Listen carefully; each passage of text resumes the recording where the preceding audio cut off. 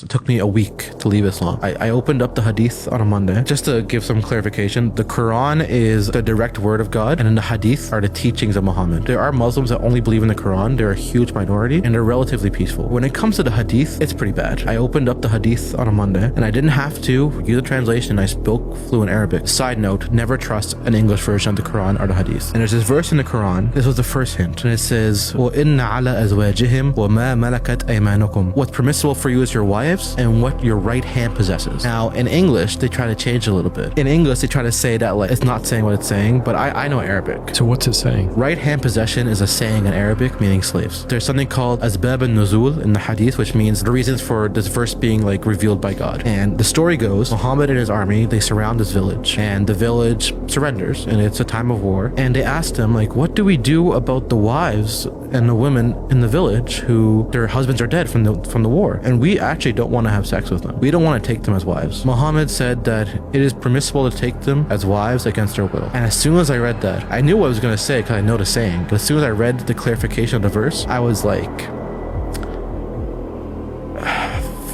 so you're assaulting women. I can't say the word for censorship. Taking someone against their will, that's terrible. When you said you looked at the interpretation of it, what does that mean? There's a few commentators that they're called tafsir, which just means commentators. And the most famous one is Ibn Kathir, by far the most popular, like in the entire Muslim world. And he is probably the most accurate too. He explains this is what was happening. And he knows because he's getting from accounts of people who were in the battle and saying this is what Muhammad said to do in the battle. And my first instinct was almost to throw up. Bom, eu tô reagindo a um vídeo desse porque, primeiro de tudo, é importante a gente pensar de como todas as religiões não são iguais. Um dos argumentos mais conhecidos, que mais são usados, né, no nosso tempo, é essa ideia de que todas as religiões levam a Deus, todas as religiões são iguais, é a mesma perspectiva, é o mesmo Deus que se representa em diferentes formas.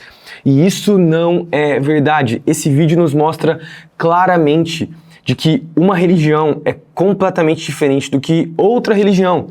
Aqui a gente tem um cristão, né, que era muçulmano, que se converteu quando ele começou a estudar mais a perspectiva muçulmana, teologia muçulmana, essa ideia de esposas, e não só esposas, mas até mesmo aquilo que ele falou no vídeo, que eu não quero nem falar aqui, para não ser cortado, né? De como isso, e como é errado, e como na perspectiva cristã, a gente não tem isso. Não é a mesma coisa. A ideia de Deus pros muçulmanos não é a mesma ideia de Deus pros cristãos, não é a mesma ideia de Deus pros budistas, pros panteístas, enfim, para diferentes formas de religião que existem no mundo. São religiões completamente distintas e principalmente, e é a expressão que a gente gosta de usar muito, excludentes. As religiões, se você estudar de maneira mais profunda, você vai perceber que elas são excludentes. Elas se excluem, elas se auto-sabotam, se é que eu posso dizer. Né? Elas não vão convergir. Quando a gente pensa nos pilares de uma cosmovisão, que a gente sempre fala aqui, origem, sentido e propósito, moralidade, né, que é o que é certo e errado, e destino, você vai perceber que esses pilares filosóficos de uma cosmovisão, se você for para cada uma das religiões e compará-las dentro desses pilares filosóficos, você vai perceber que eles são completamente distintos, diferentes, e eles não se conectam. Não se conectam. O que é amor na perspectiva cristã não é a mesma coisa que o amor na perspectiva, se é que tem, muçulmana, ou mesmo panteísta, budista, né? Quando eu falo amor ao próximo, enfim, ou mesmo amor a Deus, quando a gente pensa na vontade de Deus na perspectiva cristã, também é completamente diferente. Quando a gente pensa na ideia de sentido, propósito da vida, é a mesma coisa. Na perspectiva cristã, a nossa identidade não é a mesma coisa em diferentes religiões. Né? Então, a gente precisa colocar o primeiro ponto exatamente esse. As religiões não são iguais. Essa ideia de que todos os caminhos levam a Deus é uma ideia mentirosa e é uma ideia, se é que eu posso falar de maneira crentez, diabólica. É isso aí. Você está aqui no canal do Antítese, meu nome é Pedro, né? A gente está lá no Instagram, nosso canal, né? Nosso perfil que a gente começou alguns anos atrás, a gente posta muita coisa, e aqui no canal do YouTube a gente tem postado conteúdos mais longos, né? Onde a gente pode entrar um pouco mais profundo nessa ideia de cosmovisão, apologética, teologia, né? E se você é novo aqui no canal, quero te convidar a se inscrever, ativar as notificações, para você não ficar por fora daquilo que a gente tem postado. Se você puder também comentar ao longo do vídeo, talvez alguma perspectiva sua que você aprendeu, ou mesmo talvez adicionar algum pensamento seu aí para a gente poder conversar. Vai ser um prazer a gente estar junto e conversar mais sobre esse conteúdo. E o primeiro ponto que a gente pode pensar aqui é essa ideia que a gente falou no início, das religiões serem excludentes, ou elas se excluírem. Sabe que eu não lembro, tô pegando isso agora, tá? Tô me lembrando agora. Eu não lembro qual foi o ateu que usou esse exemplo. O exemplo do elefante. Que as religiões, elas são... Eu posso estar errado aqui, e se eu tiver, vocês podem me corrigir aqui embaixo. Mas eu lembro de um exemplo, eu não sei se eu li em um dos livros de apologética, que as religiões são basicamente isso. Várias pessoas estão cegas e elas estão tentando tatear, né, um grande elefante. E dependendo da pessoa que encosta, alguém encosta no rabo, outro encosta na cauda, outro encosta nas pernas.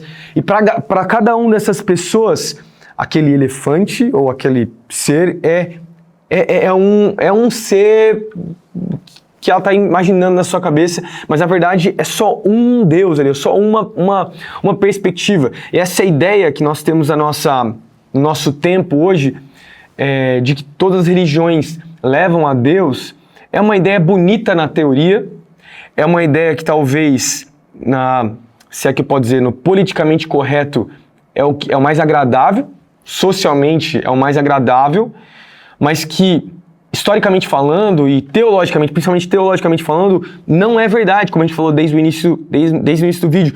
E uma das coisas interessantes, porque eu já ouvi um argumento assim, mas na Roma Antiga, um dos fatores da Roma, por exemplo, conseguir crescer e se expandir e ter várias nações vivendo dentro do Império Romano era o fato de que eles eram politeístas, de que eles aceitavam os vários deuses e que o Deus, por exemplo, dos judeus era mais um dos deuses presentes ali no meio do Império Romano. Mas para responder, inclusive, essa pergunta ou esse indagamento aí, eu já começo dizendo o seguinte, uma das acusações que eram feitas aos cristãos era exatamente a ideia de que os cristãos eles eram ateus. Já imaginou isso? Os cristãos eram chamados de ateus. Por que isso? Caramba, os cristãos, eles não tinham templos. Os cristãos, eles não tinham ídolos. Os cristãos, eles diziam que eles não tinham sacrifício, porque eles eram um sacrifício, o próprio Jesus também era um sacrifício. Com todos esses pontos, né? Os judeus até, pensando em Antigo Testamento, ele até se encaixava dentro de ser mais um dos deuses ali do Império Romano, apesar de eu entender que não era um Deus politeísta, eles não se viam assim, mas pensa na perspectiva de que o próprio cristianismo ele era chamado de ateu, inclusive, se você olhar historicamente falando, tinham várias acusações que eram feitas aos cristãos, né?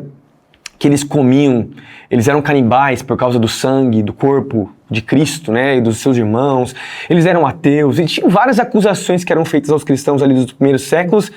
E por quê? Porque o cristianismo era completamente diferente do que as outras religiões. Primeiro ponto, a gente pode já dizer isso. E aí a gente chega no nosso tempo, né, passando para frente, agora chegando hoje, século 21, muitas vezes acusam os cristãos essa ideia de que é muito chato você dizer que a única religião que leva para o céu é a religião cristã. Mas, mais uma vez, se você analisar os pilares filosóficos, ou mesmo as disciplinas de uma cosmovisão, né, pensar na antropologia, na metafísica, na ética, na teologia, cada um das disciplinas de uma cosmovisão, como diz o Herman Bavinck, né, as disciplinas de uma cosmovisão, se você analisar cada uma delas, você vai perceber que elas são completamente excludentes. Vamos pensar só, por exemplo, na ideia de um sentido da vida, por exemplo.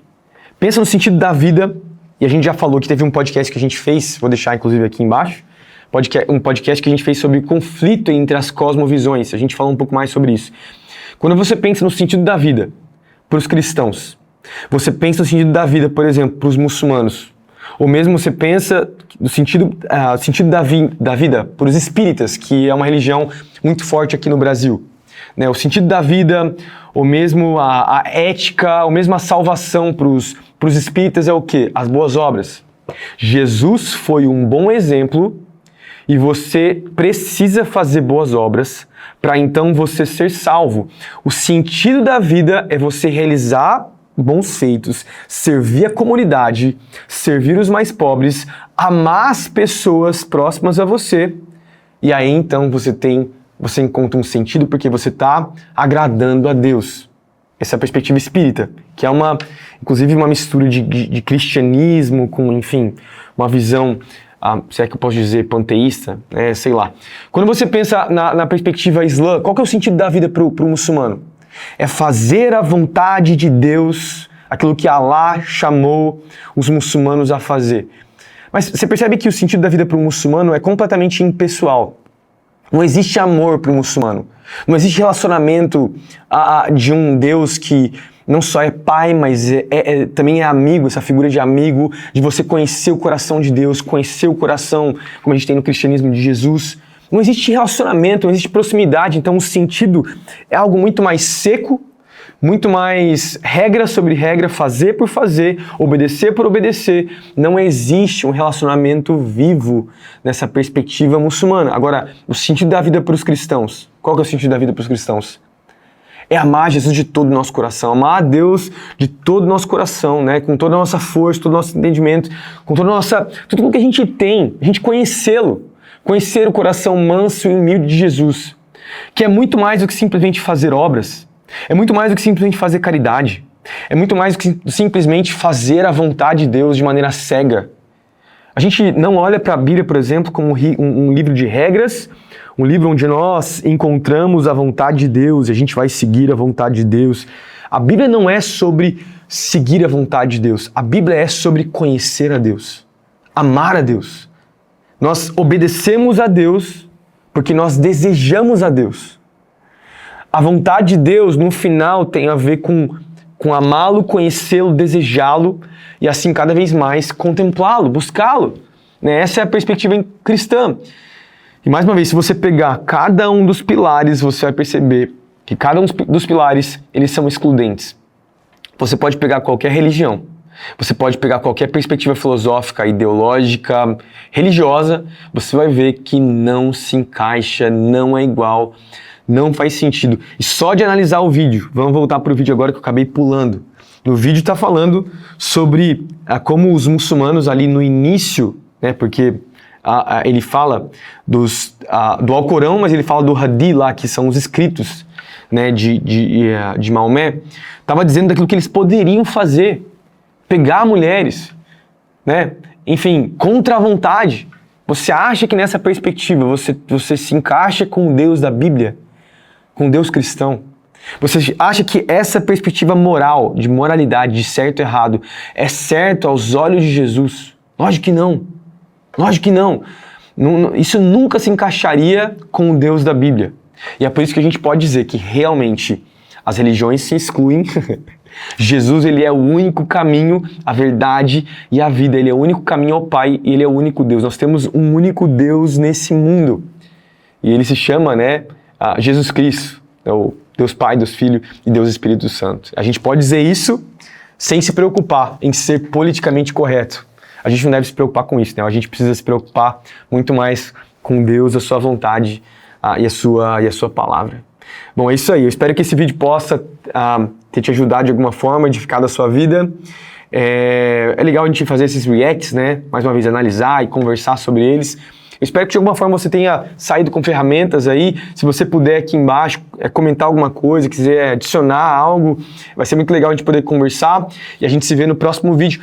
Não me esquecendo disso também, né? Se você é novo aqui, mais uma vez, se inscreve, ajuda a gente aí, se inscreve no canal. A gente tem tentado postar sempre aqui, postando conteúdo novo, vídeo, podcast. Tenho certeza que você vai ser muito edificado através dos vídeos que a gente tem postado aqui na página. É isso aí, a gente se vê no próximo vídeo. Falou!